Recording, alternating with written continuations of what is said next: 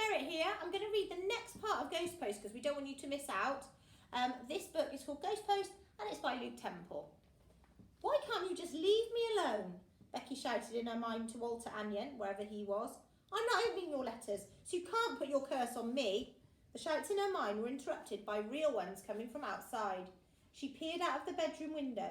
The stall owners in the market square were mostly packing up for the night. The noise was coming from the farm stall where a battle of words was taking place.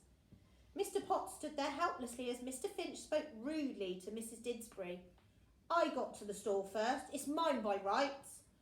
Nonsense, Mrs. Didsbury replied shrilly. I had my hand on it before you even came close. It sounded like they were arguing about something really important, but as Becky craned her neck, she saw a solitary bottle of milk on the table in front of Mr. Potts. With his cows ill, the poor farmer was no longer able to produce milk. And this looked like it was his last bottle. Things must be really bad if people are fighting over milk. Why don't you share it? Mr. Potts was attempting to say. I need it for my tea, Mr. Finch spoke over him. Well, I have weak bones, argued Mrs. Didsbury. I think my health is more important than your tea. And may I remind you, Braden Finch, that you still owe me a chair, which I have already paid for. You should buy the milk for me out of that money. It's not my fault I can't use a saw anymore. It's that wretched post office curse. Give me the milk, Andrew. No, I'll take it, said Mrs. Didsbury. They all stopped, however, when they saw Mr. Morris running straight at them, waving a net. A rat jumped up onto the Mr. Potts' stall, and before anyone could do anything, Mr. Morris's net had caught the bottle. It fell to the ground and smashed, sending the milk gushing out.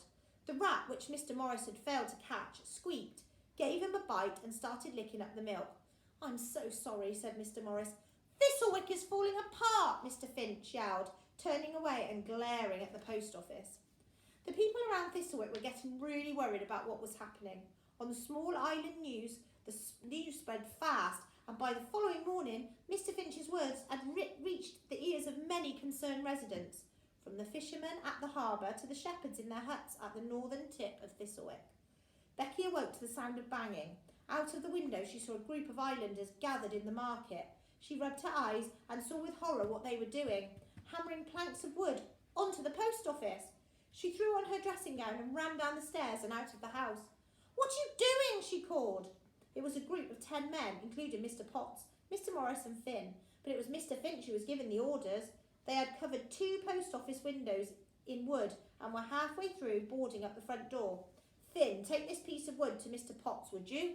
Said Mr. Finch, handing him a badly cut plank. Becky ran over to Finn and ripped the wood out of his hands. She pushed through the men and tried to tear the wood from the windows. Stop it, she shouted. Why are you doing this? I'm sorry, Becky. After the calling failed, we had to try something. Things have got so bad, said Mr. Potts. Mr. Finch walked over. I may not be able to carve properly, but at least I can put my wood to some use. My old man always said that the only thing ghosts can't get through is wood, so we're trapping Walter Anion in the post office. If he can't escape, he can't curse us anymore. Becky shook her head in disbelief. Nothing she would say could stop them. She ran to fetch the Mayor Merriweather. He was looking through a small black book in his office when she burst in. She explained what was happening and he came straight to the market. Stop this at once, he demanded, puffing out his chest. Mr. Finch turned. With respect, Mayor, why should we? You're not doing anything to stop the curse. Carry on boarding up the place, man. Ghosts not being able to get through wood? I've never heard anything so foolish, said Mayor Merriweather. If you have any better ideas, now's your time to tell us, said Mr. Finch, hammering a fresh piece of wood over the door. With all the power I have on Thistlewick Island, I command you to cease this nonsense. Do as your mayor says, Mayor Merriweather boomed. The men dropped their tools. Mr. Finch looked like he was going to say something nasty. This isn't over. We'll be back. He stormed out of the market. Thank you, Becky said to the mayor. A pleasant sound came into the market, diffusing the tension. It was Mr. Starr playing his violin. But Mr. Starr, I thought your cold meant you couldn't play, Becky began. The musician beamed at her. Seems I was wrong, Becky. It seems I haven't been cursed at all. What do you mean, Isaac? Asked the mayor.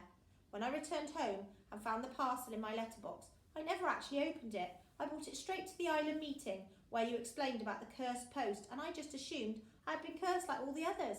But I began wondering what was in the parcel, and last night curiosity got the better of me. I opened it to find nothing malicious, just medicine for colds. I took the medicine, and by this morning my sneezing had stopped. Turns out it was just an ordinary cold. I can play my violin again. Okay, we'll end there for today, but I will be back with more.